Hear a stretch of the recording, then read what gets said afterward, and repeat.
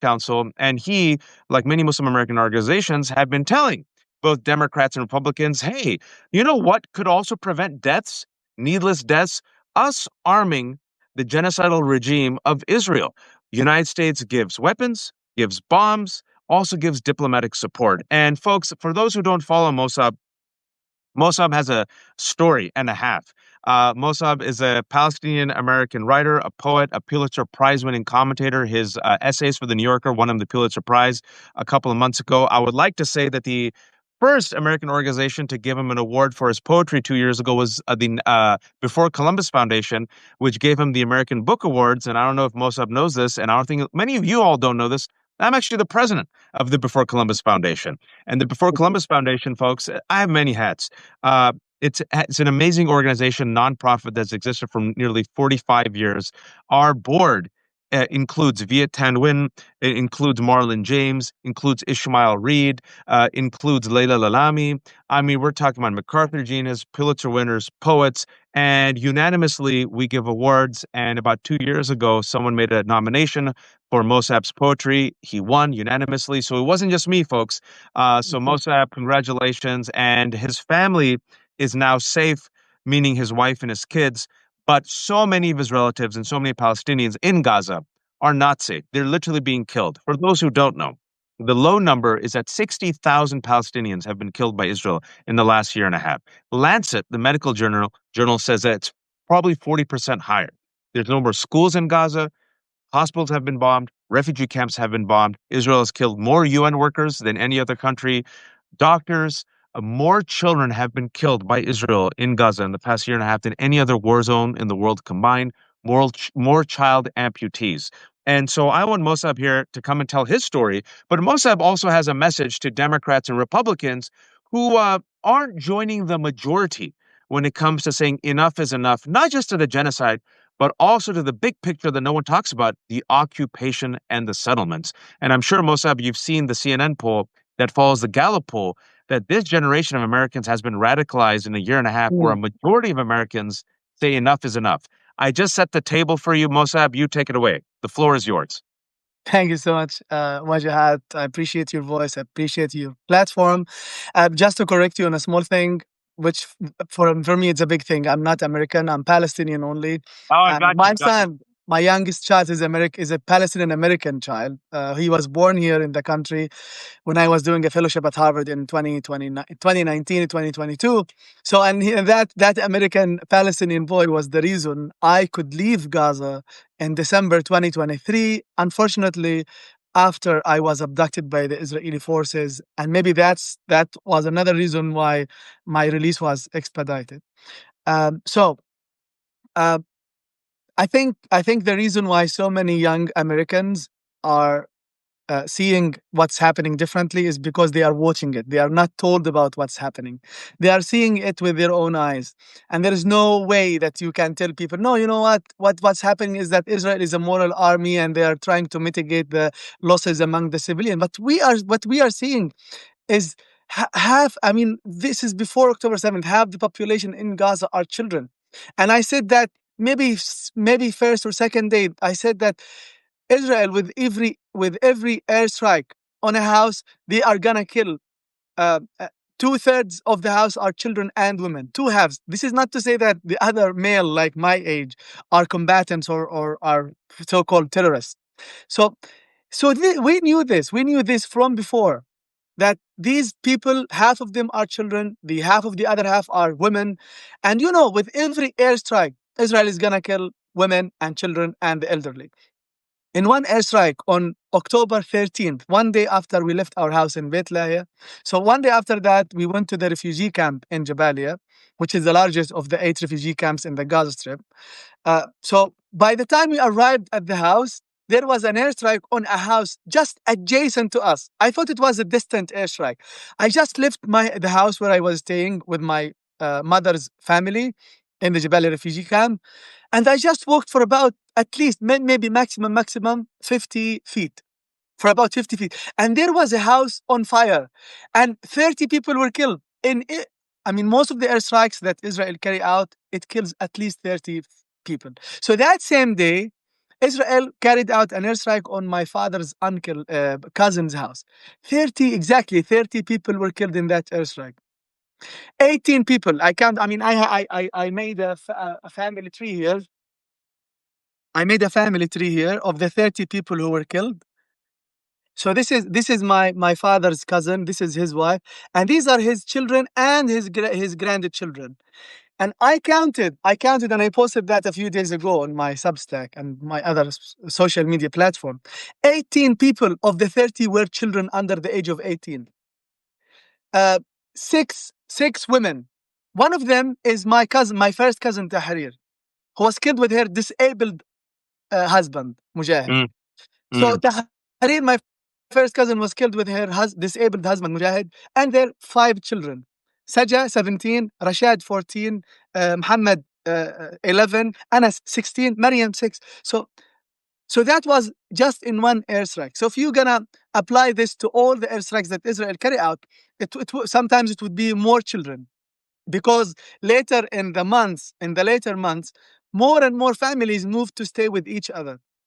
So, for example, I moved to stay with my mother's family. So there were more and more children in that house and more women in that house. So that is just to tell everyone that the numbers that we are hearing, the claims that Israel is making, that the ratio is 1 for 1. It is a big. I mean, I can't imagine a bigger lie. It is a big lie. I mean, look at after each airstrike, you read the names. And I was watching today on Sky News. And I don't know. I mean, there are good journalists, but sometimes they do not have the right, answer to give to those Israeli spokesperson. So I think today or yesterday, Sky News, Yalda Hakim, had the former spokesperson of the Israeli army. I think his name is Jonathan. He appears many times on Piers Morgan. So I he probably told have her, debated it.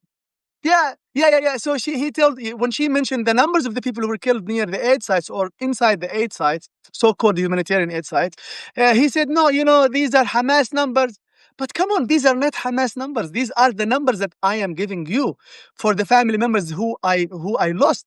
So it's not Hamas who is issuing numbers. It's not Hamas who is issuing the names or the ages. It is every single family. If you know Arabic, you would go to social media and read. So, for example, I did that a few days ago. I saw the names of the so many families, and I have a notebook here that I used to create to make family trees here of people who get killed. So Mm. I'm trying to do as much as I can. So here is another bigger family here. All dead? Yeah. I'm writing only the dead. Okay. So here is a bigger family. You will be shocked. This is the whole family. Two brother. Sorry. This is Khadr family, and I know the family. I know the relatives of this family. So this is Khadr family. 3 brothers were killed here, here, here. It's even more. No, wait.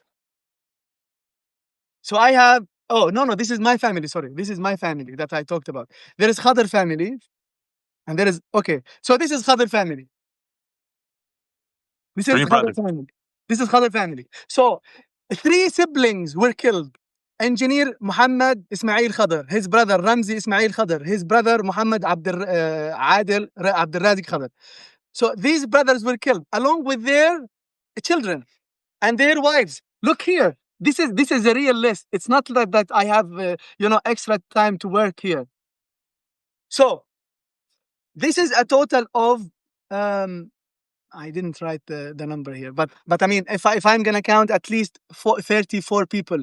So what happens is that I see these names. Sometimes I go to social media, especially Facebook, and I write the name of the family whose members were killed, and I just wanna just make sure how many people exactly were killed, how old they were, and how related they were. So that's how I draw the map, the tree, the family tree. So I know that, so someone, a friend of mine who on Facebook writes, my uncle Muhammad was killed along with his wife, and he would name his wife, and then the cousins who are the children of that uncle, he would name all of them. And this information is corroborated by the news that I posted earlier on. So every airstrike, every single airstrike, there is a whole family wiped out. The last one I did was Abu Khair. So the father was killed, the mother survived. So the father was killed, and all his children from 12 to 6, from 12 to 6. So I mean, this is Mosab, someone asked this question in our chat yeah. 20 minutes ago while you were going through this. How do you still stand up? How do you get up in the morning? How do you keep going? This is just an avalanche of death, an avalanche of pain. So I have immediate family members in Gaza. My father is in Gaza. Four of my siblings are in Gaza with their children. All my cousins, all my aunts, all my uncles. I mean, all my students. So I mean, so if I can't, carry on, I mean, they could carry on. They could survive. They could continue, to go about their life, even though it is a hell. So what excuse do I have, to not do anything? But still, I know that, and you have immense strength, and the Palestinians that I know have immense faith. But still, we're human beings, and human beings have a reservoir, right? When you tap out, but Palestinians are resilient. But what gives you the replenishment every day to wake up and say, "All right, Bismillah, let's go again"?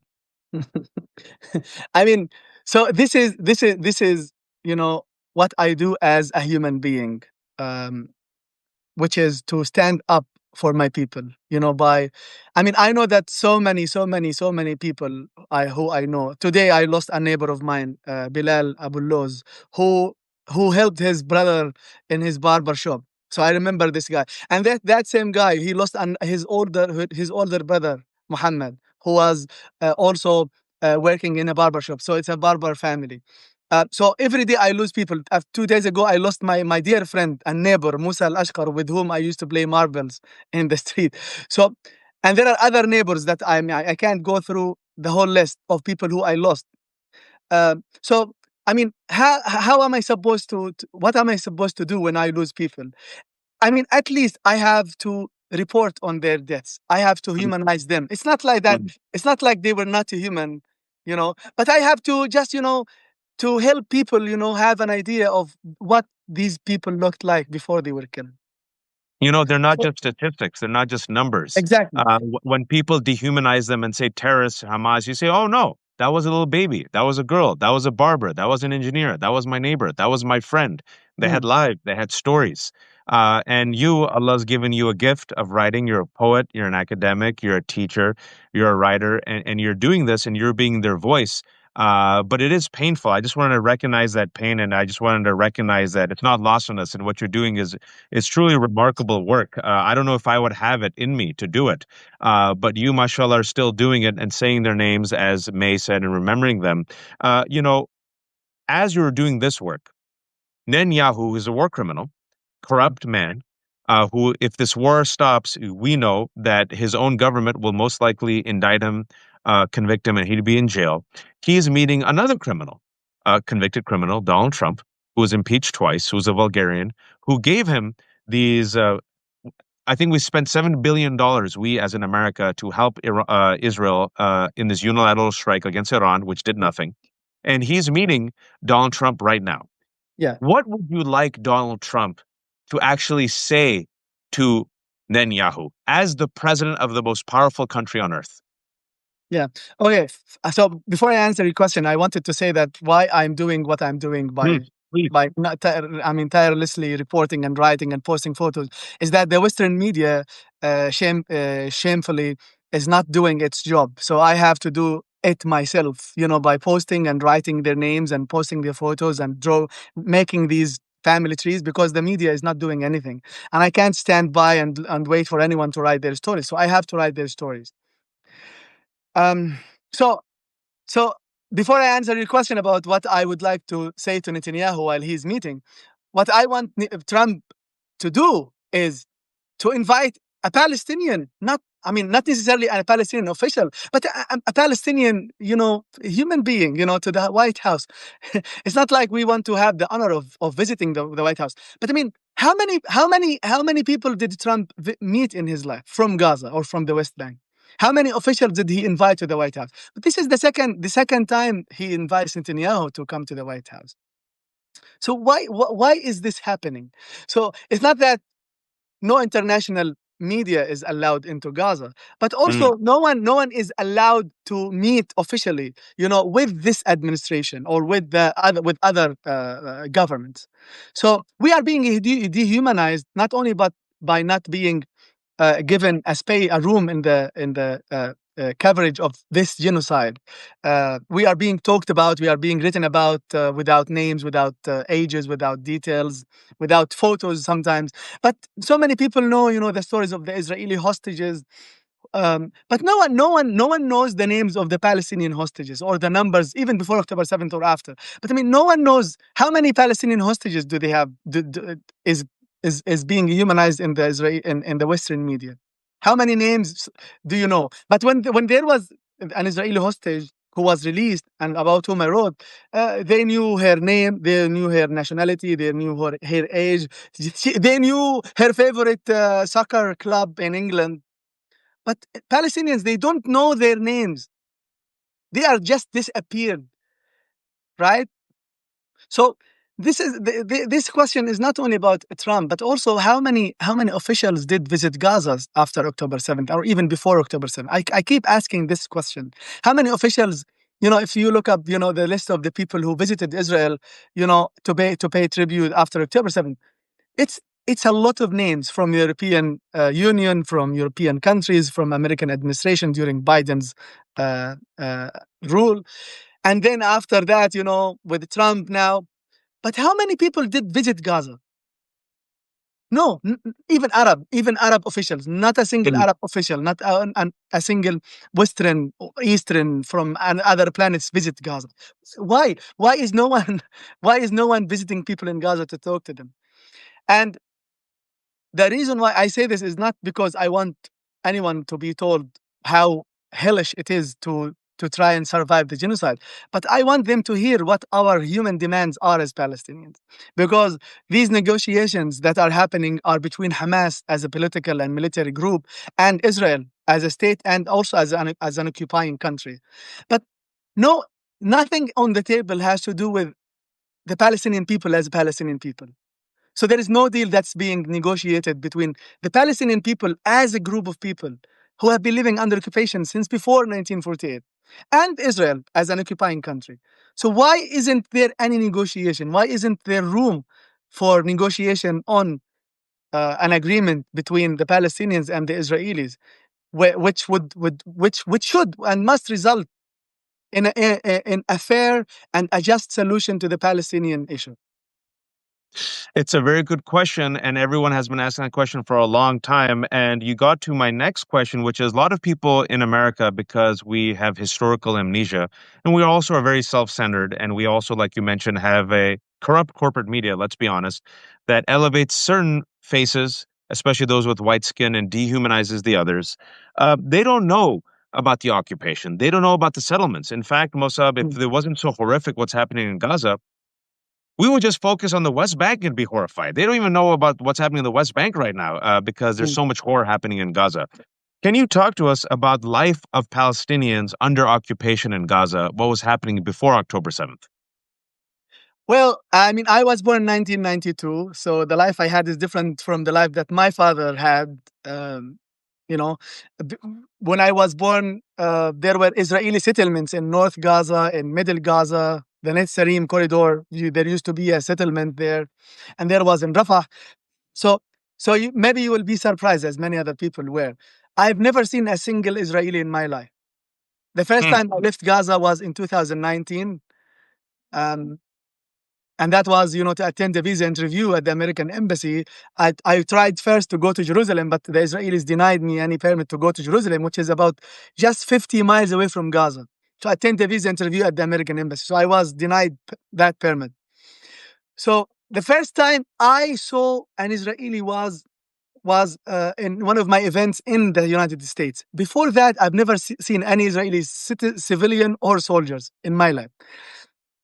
So what was happening is that the Israelis were killing us in Gaza from the sky, from the sea, from the land, without us seeing them. We couldn't see whoever was killing us, who was pressing that button and killing people by firing a missile from a boat, like what happened in 2006 on the beach of Beit Lahiya, where I used to live.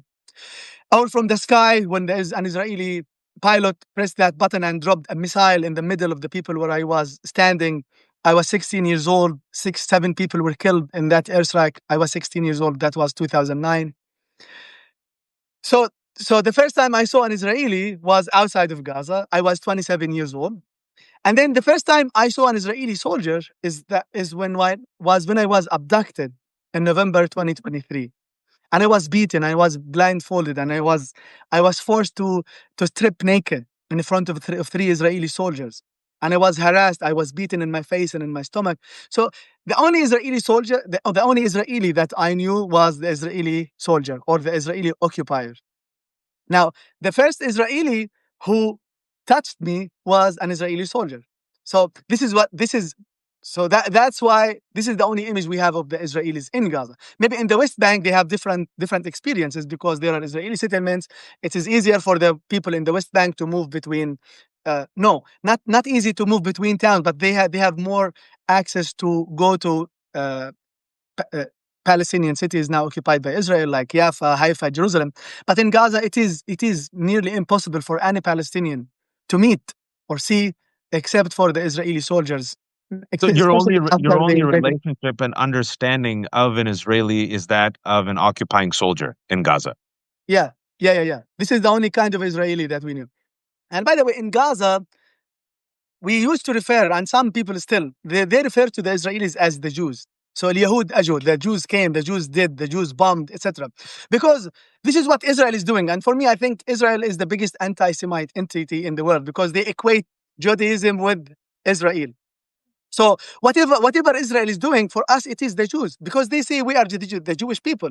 So so for me, based on what Israel says, because they say we are the Jewish people, we are the legitimate Jewish people in this land, I think they are doing more harm to the Jewish people in the world because they are doing it in the name of the Jewish people. So when someone fires a missile on a house and kills 30 members of my family, aren't they Jewish people? But I am educated enough to distinguish between an Israeli and a Jewish person. So I'm not going to say, oh, the Jews killed 30 members of my family. This is only Wajah, this is only in one airstrike. That was October 13th. Okay. Mm. So I'm not gonna count and tell you the many members of my family and relatives who were killed, including my great aunt and three more first cousins were killed. One of them also with her husband and their children.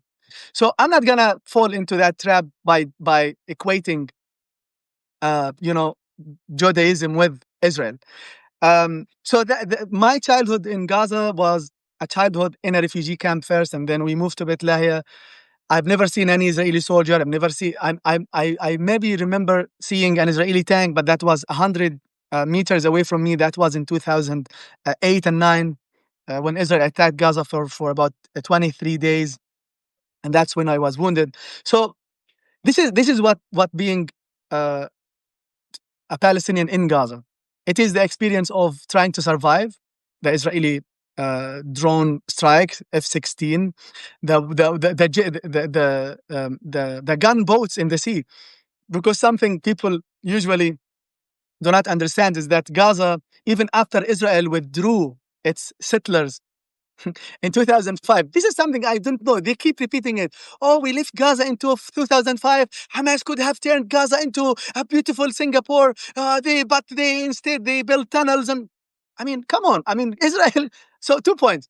Israel continued occupying Gaza from the sky, from the sea, and from the land because no one knows. Not a single person in Gaza could sail as far as 7 nautical miles in the sea. There are gunboats there. And the other question is, if really Israel did not occupy Gaza, even after 2005, so why hadn't the Palestinians been able to build an airport in Gaza?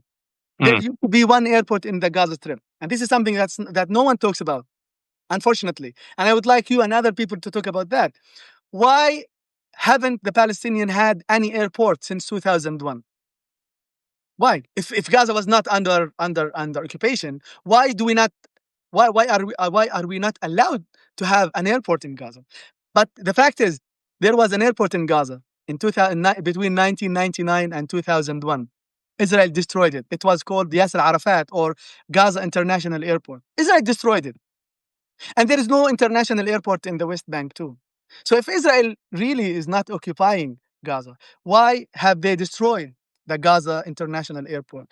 Why are they not allowing us to build a seaport, from which we could travel to Cyprus, to Italy, and, come back whenever we want?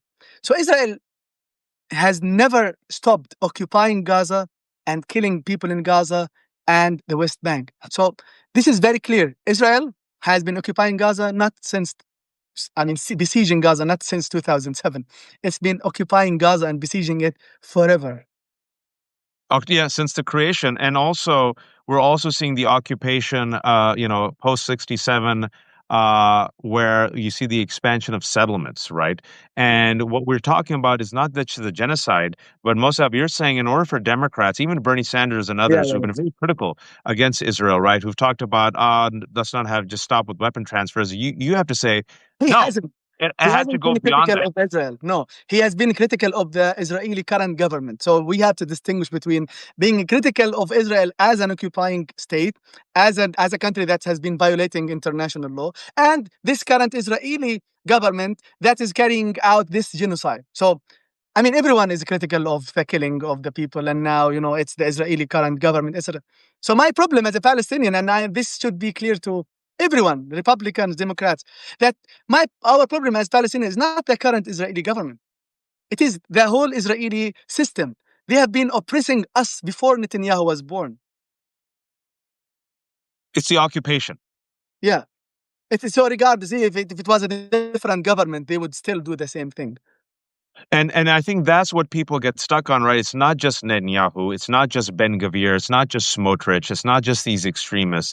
This has been the ongoing policy of both quote unquote labor and Likud, right? This has been ongoing for decades. The expansion of settlements, the occupation, the apartheid condition in the West Bank. I've gone there 3 times. It's clear as day, folks. And don't take my word for it. Listen to Jimmy Carter, who passed away, who wrote a book on it.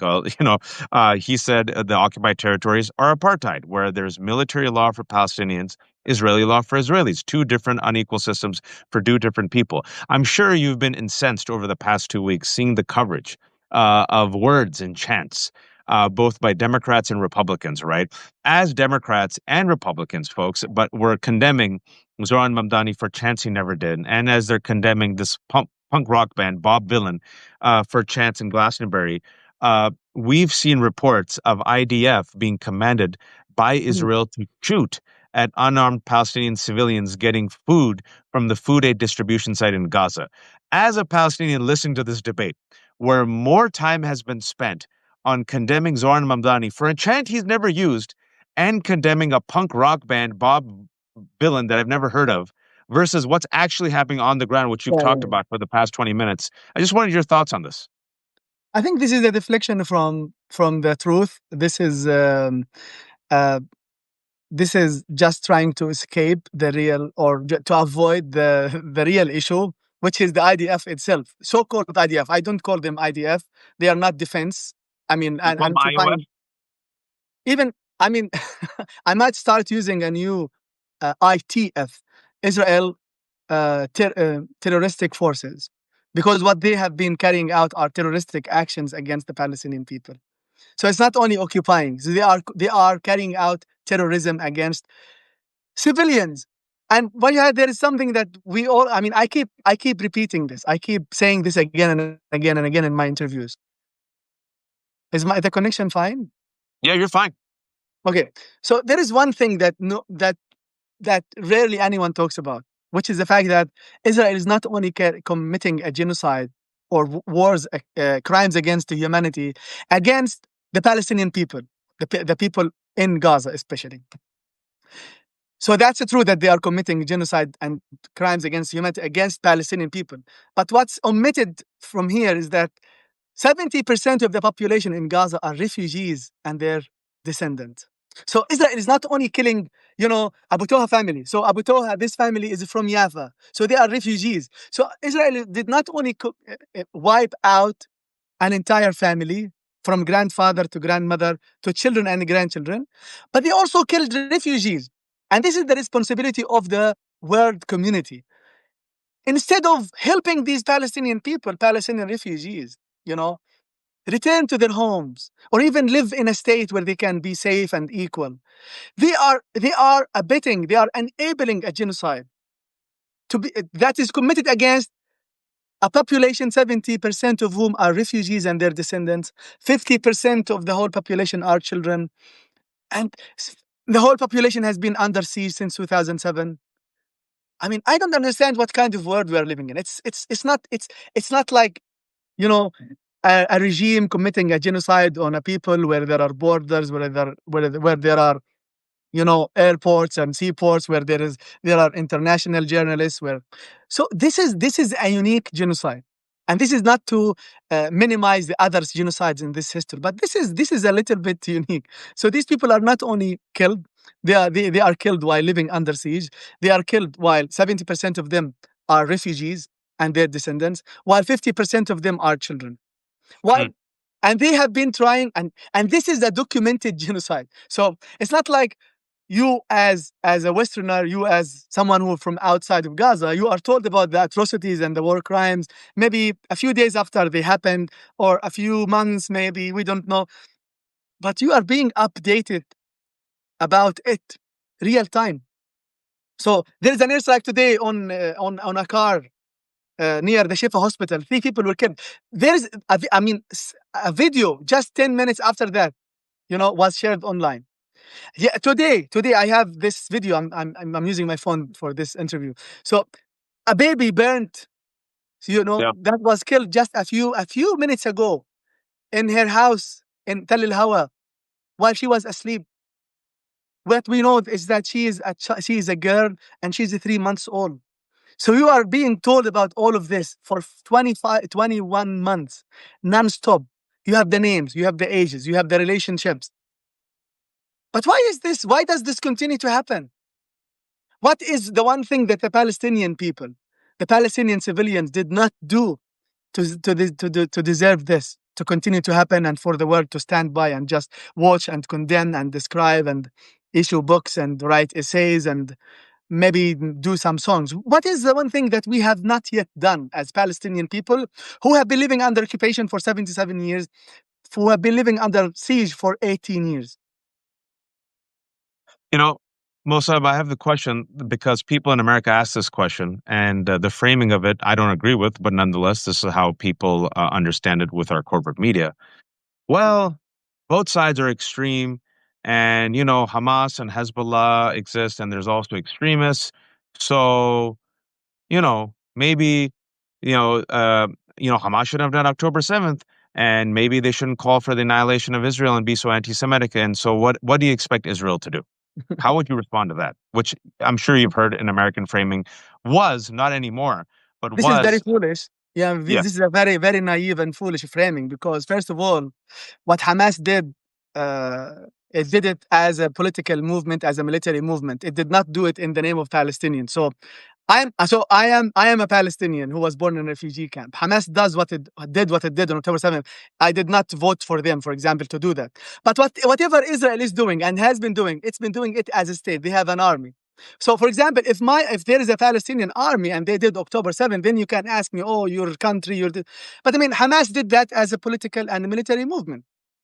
So you can ask them whether you regret doing that. There are lots of debate about this, even within Hamas. So one of their leaders, Mosab Marzouk, I think, said to the New York Times, "If we knew that this is gonna be like this, we wouldn't have done that, etc." So for me as a Palestinian, I'm a Palestinian. I'm not Hamas. I'm not spokesperson of Hamas, but I'm a Palestinian refugee. This is how you should be talking to me. If you Mm. want to talk about Hamas and what they did on October 7th, you can talk to a Hamas leader, a Hamas spokesperson, etc. But for me as a Palestinian, my story does not start and end with Hamas. My story begins when Israel expelled my grandparents from Jaffa in 1948, where they lived in a refugee camp where my father and I were born later. My grandparents died in the refugee camp, and they were buried near the refugee camp. And now, currently, I don't know where their graves are. Mm. So do not ask me about what Hamas did. Do you think what they did is fine or not? You can ask them. For me, my problem is the Israeli occupation, the Israeli massacres, the Israeli war crimes that they have been committing for 77 years. So if you want to talk about what Hamas did, you can talk about what Hamas did and talk about what Israel has been doing. But does this justify anything? No, it doesn't justify what Hamas did, what Israel has been doing. But why has the world been watching us? They have been issuing UN resolutions for years and years. Israel is not doing anything. There is America itself in one resolution in 2016.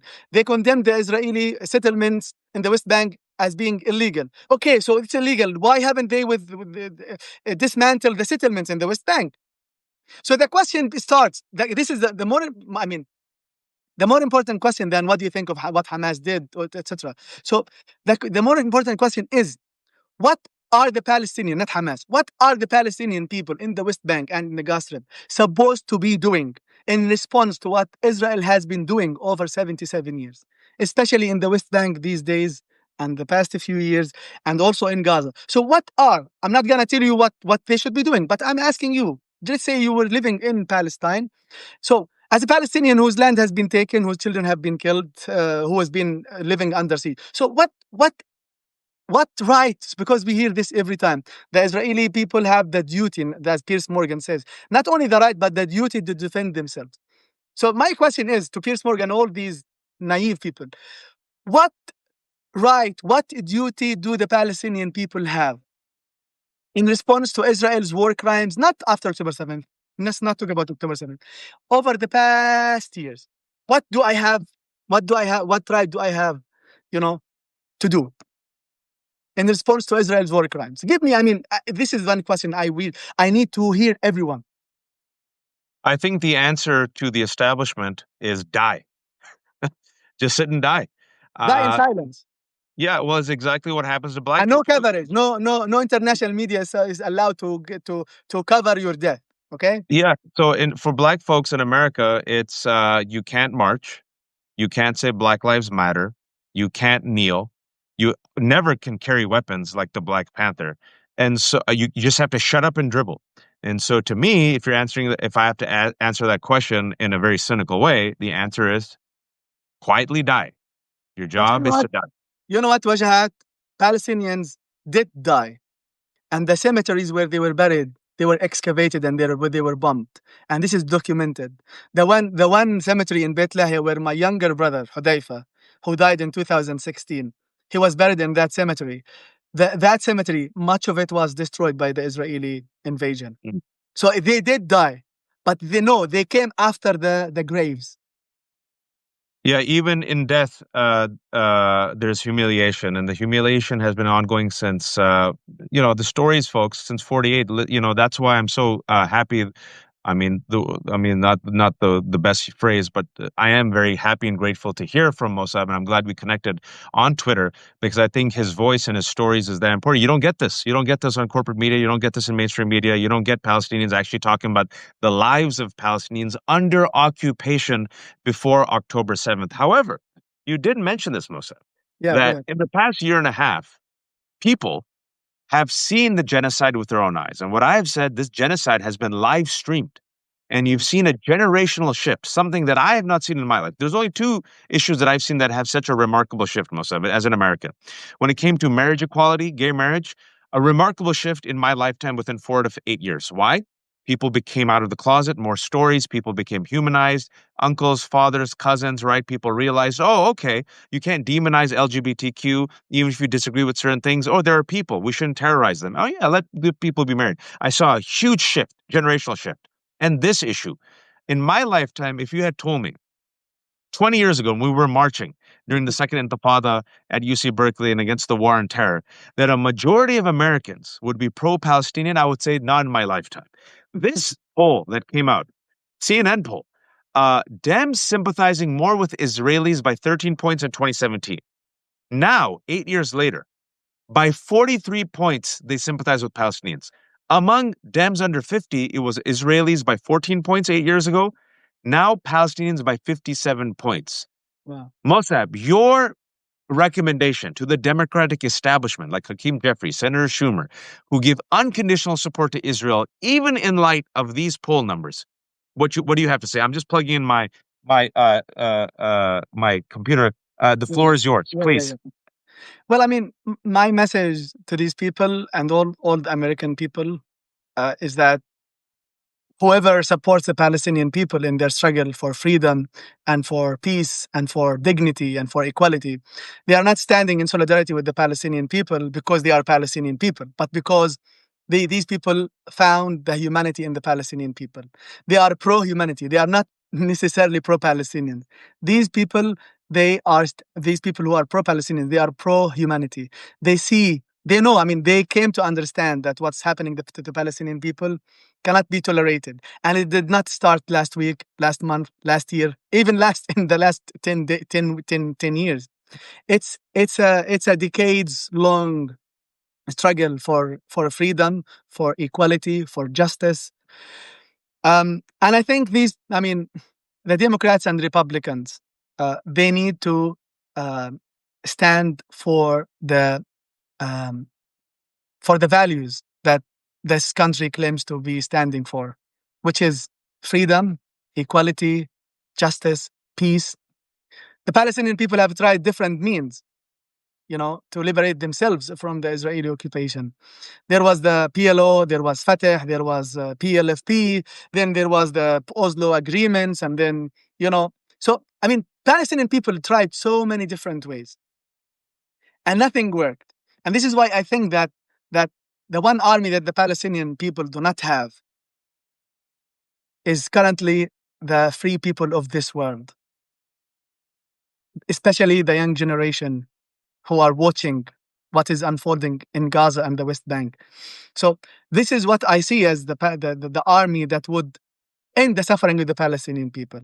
And I hope that these leaders, these senators and representatives would be standing in the same line with these people, because this is the future. The future is standing for peace, for equality. I don't like the word peace, by the way, because it is a misleading, it is an empty word. What is peace? I I call for justice, not peace. I call for justice because there could be peace, but there is no guarantee that no more hatred, no more killing would, ensue afterwards. I call for justice for the Palestinian people whose land has been taken away from them, whose lives have been taken away from them, even in tents. They are raining death on them. People have been asked to evacuate Beit Lahia. My family, my wife's family have evacuated Beit Lahia. The Israeli army followed them even to Gaza City, and many of them went to South Gaza, to Rafah. They followed them to South Rafah, to South Gaza and Rafah. And then they moved to Khan Yunis, and the bombs rained on them, on tents in Khan Yunis. So what kind of people who are making every footstep a Palestinian takes a hell?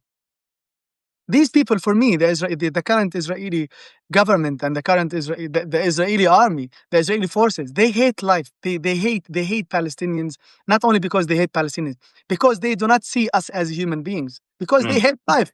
They hate life. And I remember watching a few days ago the documentary Gaza Doctors Under Attack, where one of the Israeli doctors who gave a testimony about their bad treatment of some Palestinian hostages. He said, we were blindfolding them, so we couldn't look them in the eye. We couldn't see their humanity, and they couldn't look at us. So these Israeli medics, who are supposed to be the messengers of mercy, the prophets of mercy, they were not seeing Palestinians as equal human beings who deserve to be treated, because they were blindfolded. These Palestinian hostages, they were blindfolded. So they couldn't look them in the eye. They couldn't see the human in them. And for me, as someone who was also abducted by the Israeli forces, as someone who was taken hostage for 3 days, I was blindfolded all the time. I was handcuffed all the time. And I was seen by doctors, and they didn't offer me any treatment, although I complained about pain in my nose and in my ear where I had the surgery 2 years before. They didn't offer me any treatment. They just, took my name, my address, my phone number, and then they sent me back to the detention place. I think it was Dayton, based on the photos that I see. and videos that I see. So it is true that that doctor did not see the other Palestinian who was supposed to be treated. They didn't see the humanity in these hostages. And I can assure you that these hostages, including me, I did not see any humanity in these people because I was blindfolded all the time. And And how could I? just And how listen to could the I? words of Israeli leaders, the dehumanizing genocidal words of Israeli leaders. It's all there. Of Yeah. Smotrich, of Ben Gvir, of Netanyahu. You know, And this is most not go new. This is not new, Wajah. This is, I mean, we are talking about Smotrich and Ben Gvir. This is not new. I mean, if you read the history, if you go back, to what Ben Gurion says, what's her name, Golda Meir, she said there is nothing that is called Palestinian. So, so here's the thing, Wajah, and this is to the American people and the West also. So people usually tell us, oh, do you recognize Israel's right to exist? Do you think Israel has the right to exist? For us as Palestinians, it's not only that they is the Israelis and so many other, most maybe European governments, they not only not recognizing our right to exist, they do not recognize our existence, not only right to exist. So they do not see us as people, as a nation who exist. They deny our existence. And they are denying our right to have a state and to live on our own homeland. So, and they expect us to you know to say that Israel has the right to exist. Well, first of all, you should recognize that we existed before you and that we exist right now as an occupied population, and then you recognize our right to live in a state of our own, and then you can ask us, oh, do you recognize Israel's right to exist? So they skip so many questions when they ask you this one question: do you think Israel has the right to exist? I wish I would wake up one day and hear maybe Bernie Sanders, Piers Morgan, and so many other people who speak about us, but who rarely speak to us. Right? I wish I would wake up one day and see someone saying, the Palestinian people have the right to. And then, you can fill in the gap. We have never heard the word right next to Palestinian people. The Palestinian people have the right to exist. The Palestinian people have the right to defend themselves. The Palestinian people have the right to return. You never hear these words. This word, I mean the word right. And you don't hear the word Palestine, and you don't hear from Palestinians, and you see the erasure happening in real time just in the past 2 weeks, where more people were obsessed with a rock band's chant in Glastonbury than the report that came out that the IDF was ordered to shoot and kill starving Palestinians who were gathered at an aid in Gaza. And Zoran Mamdani is condemned for a chant he didn't do, whereas the actual chants and words of Israeli leaders, open folks, openly genocidal comments, are conveniently ignored. As a student of history, what I know is this, Mosab: throughout the history of human beings, every single group of occupied people have always resisted their occupation. Every single one. As a person who's gone there 3 times in the West Bank, having talked to Palestinians, the diversity of Palestinian voices that I heard from simply want freedom. That's it. At the end of the day, they said, we want freedom for ourselves, our You children, the have right you to have live. people who do not want Hamas, who hate Hamas in No. Palestine. Yeah, You they know, just want to you live. have so many They said, people who cares we want Hamas, who don't jobs. want Hamas. It's fine. It's like the Democrats and the Republicans. You can hate anyone, but everyone agrees that Israel is the main problem. Oh yeah, The Israeli occupation is the main problem. every single Palestinian said, yes, we hate Palestinian Authority, we hate Hamas, the leadership is corrupt. It's the Yeah, occupation, though. We hate the occupation. exactly. We just want to be free. We don't even care if it's 2 states, 1 state. Just make us free. Our children want to be free. We deserve to be free. That's what I heard. And in the present, you don't even have to dream about the future. In the present, the global audience is there. Israel has lost the majority. Israel has lost the narrative. Israel has lost the youth. And what you saw at Glastonbury and what you see with the kneecap, Israel has lost the culture. And once you lose the culture, Mosab, it's just a matter of time. It reminds me of South Africa and apartheid in the 80s. But you and your people and those who are with you, which is a multiracial, multicultural force with many Jews, are up against a very powerful establishment, both Democrats and Republicans, Zionists and APAC and ADL and billionaires and a whole bunch of folks who want the status quo. But as we have seen in the past, things change. Nothing lasts forever. And inshallah, I've always said, for me, before I'll give you the final word, Yeah. anyone who's ever listened to me, I'm consistent. I oppose violence against all civilians. I've always said that. I've always tried to stand for justice and humanity and decency. I don't bend the knee to Democrat or Republican. I try to call out what I feel is wrong. What's happening in Gaza, in the West Bank, and East Jerusalem is wrong. If you ever have the opportunity, folks, to go see it with yourselves, just go see it with your own eyes. And as an American, if you're watching, you'll ask yourself, why is my taxpayer dollar going to fund this occupation and Mm. apartheid? And people have seen it now in real time. Mosab, I kept you much longer. There's Yeah. 1,400 people watching. We're going to have this up in an hour for those who have tuned in. I strongly recommend listening to Mosab Abu Toha. He's a Palestinian prize-winning columnist. He is a Palestinian poet. He has documented the lives and stories and struggles of his people in an award-winning book of poetry, Things You May Find Hidden in My Ear, which won the American Book Award. He is also a commentator and New Yorker, and I will give him the final word.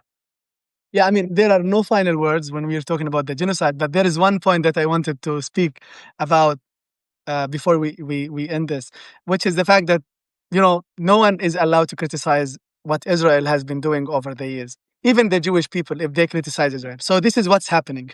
So if a Palestinian talks about Israel, criticizes Israel, they are called a terrorist. If um, if a Westerner criticizes Israel, they call them anti-Semite. If a Jewish person criticizes Israel, they say he's a self-hating Jew. Yeah. If a former prime minister criticizes Israel's war crimes in Gaza, they say, "Oh, he's from the opposition. He's just wants to vilify Netanyahu, demonize him because of their political paths." So whatever, even Haaretz with their reports, they say, "Oh, this is an extreme left wing media newspaper." Blah, blah. So who is really allowed to criticize you and expose your war crimes without labeling them as being terrorist, anti-Semite, self-hating Jew, and that last one, from the opposition. No, he is talking about this about Netanyahu because they don't like. You're talking about Prime Minister Ehud Olmert, the Prime Minister of Israel, who wrote a Yes. scathing op-ed and said what Israel's doing right now is war crimes. So I mean, I don't know. I mean, I mean, who is allowed to criticize Israel and what it's doing? You know, The left hook, you, me, anyone with a conscience. That's who. If they do yeah. good, I'll praise them. But if they commit war crimes and a genocide and apartheid, you call it out. You call it Very out. good. And final word, I encourage everyone. You didn't mention that I have a new poetry book, Ah, Forest of Noise, which came out 20 in October 2024. And I hope that everyone will find a copy to read it, to share it with their friends and family members. And I'll again, link to it. I'll link to it in the article. And also, Mosab has a Substack, which is up and running again. He's on Blue Sky, Twitter, and Facebook. Also, like I was gonna say, to have faith in me. I was gonna say, Mosab, shamelessly promote yourself. thank you so much. Thank you so much for the opportunity to speak with you. I really appreciate your voice, your work, and inshallah, one day we'll speak about rebuilding what Israel has been destroying over the years. Inshallah, one day The one library that Israel destroyed, we didn't talk about the Edward Said library, which I created in 2016 and 2019, two branches of an English language library, which Israel destroyed over the past month. So hopefully we will Oh, this do is the something. first of many, inshallah. The first of many. Don't worry. We're gonna keep speaking.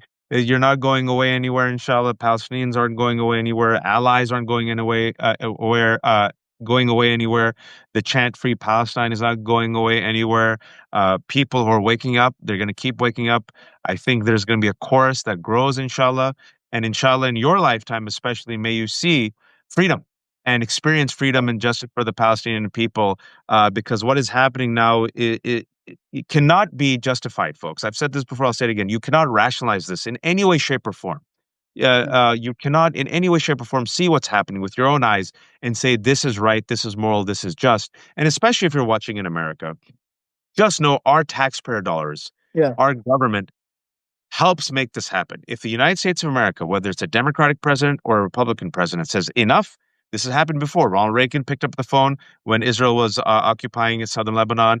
Oh, Eisenhower has done this before. George W. Bush has done this before. United States of America in particular, and this is why so many Americans speak out, is we know that we have a special relationship with Israel. And if we put enough political pressure on our elected representatives, inshallah, inshallah, inshallah, this could end like that. Or at the very least, it could become less. Go ahead, Mosab. And this is why one Please. maybe last Until next time. word. Until next time. Yes. Yeah, which is this is why I believe as a Palestinian, why I believe that the American people have more responsibility than other nations, because it is their country that is, abetting and helping Israel carry on with the genocide. And it is their country, the one country that vetoed a ceasefire hostage deal last month. So your country and you as a people, in one way, in some ways, directly, voluntarily and involuntarily, you are unfortunately contributing to the genocide in Gaza. But if you are doing something, you're speaking up, you are doing something, you are donating, you are supporting, then you are doing the right thing. Inshallah, hopefully my country can contribute to Palestinians being free in our lifetime. Thank you, Mosaf, for the time. I kept you longer, but you were on a roll. Inshallah, whenever you have time, come back. People really appreciate you. And for those who joined us late, this conversation, which almost ran an hour, I'm going to have up later. It'll be up on my Substack and also Mosab's Substack. And inshallah, I'm going to link to his new book of poetry and his old book of poetry that you must buy at support. And again, Mosab is a Pulitzer-prize-winning commentator for the New Yorker. I'll also link to his New Yorker columns that have been fantastic. And please go follow him on X, Twitter, and Blue Sky, where he has running commentary that you won't see, unfortunately, in corporate media. This has been The Left Hook. Everything is free. I have no paywalls because I'm a terrible son of immigrants. I believe people should be informed. If you do have a few bucks, I have a couple of kids. Inshallah, if you can pay, I kept it very affordable. If you can't, I understand. But at the very least, spread the good word. Spread this conversation with Mosab. Spread it to your friends and family members who don't hear from the Palestinian experience. And folks, I believe everyone has a superpower. Telling a story is a superpower. Being kind is a superpower. Being empathetic is a superpower. So inshallah, do what you can. And please, oh please, don't be a fascist. And don't be on the side of injustice. Be on the side of justice and freedom for all. Mosab, assalamu alaikum. Next time, inshallah. Take care. Thank you so much, Majid.